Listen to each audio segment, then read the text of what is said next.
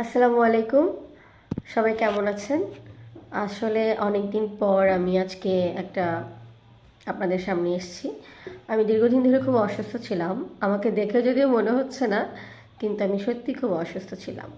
আমার গলার অবস্থা খুবই খারাপ। বাট আমি এসেছি এখানে এই জন্য যে সবাইকে আগামীকালকে আমাদের পবিত্র ঈদুল আজহা, এবং আমি সেই ঈদের শুভেচ্ছা দেওয়ার জন্য সবাইকে এসেছি। ঈদ মোবারক, ঈদ মোবারক, ঈদ মোবারক। আগামীকালকে আমাদের একটি বিশেষ দিন। আমরা স্যাক্রিফাইস করব আমাদের খুব ভালোবাসার, খুব কাছের, খুব যত্নের গৃহপালিত গরুকে, অথবা আমরা গরু কিনে এনে আমরা স্যাক্রিফাইস করি। বাট এটা মূলত করার কারণ হচ্ছে বা উদ্দেশ্য হচ্ছে যে আমরা আল্লাহর কাছে আমাদের স্যাক্রিফাইসটা যেন কবুল হয়, সেটা। যদিও গরু, দুম্বা, খাসি যেটাই আমরা কোরবানি করি না কেন, সেটার কোনো কিছুই আল্লাহর কাছে পৌঁছায় না।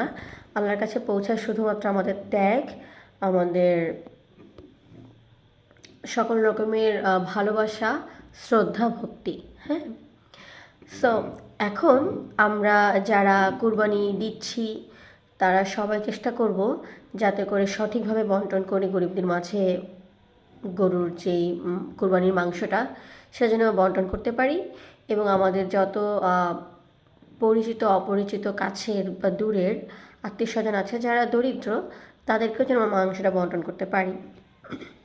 পাশাপাশি আমরা সবাই গরুর মাংসটা খুব মজা করে খাবো, নানান ধরনের রেসিপি রেডি করব, বিরিয়ানি, গরুর রেজালা, এনিথিং। বাট আমরা চেষ্টা করব আমাদের স্বাস্থ্যের দিকে নজর দিতে। হ্যাঁ, হঠাৎ করে প্রচুর পরিমাণে গরু মাংস খেলে কিন্তু শরীরে ফ্যাটের পরিমাণটা বেড়ে যেতে পারে, এবং যারা ডায়াবেটিসের পেশেন্ট, হার্টের পেশেন্ট, তাদের কিন্তু ক্ষতি হওয়ার সম্ভাবনা বেশি থাকে। হ্যাঁ, তো সেই ক্ষেত্রে আমাদের যাদের বাসায় পেশেন্ট আছে আমরা তাদের দিকে একটু খেয়াল রাখবো, এবং নিজেদের দিকেও খেয়াল রাখবো। আর পবিত্র ঈদ সবাই খুব সুন্দর করে উদযাপন করি, ভালো থাকি, সুস্থ থাকি, এবং আমাদের দূরে কাছে যত আত্মীয় স্বজন আছে, প্রতিবেশী আছে, তাদের খোঁজ খবর রাখি। ধন্যবাদ।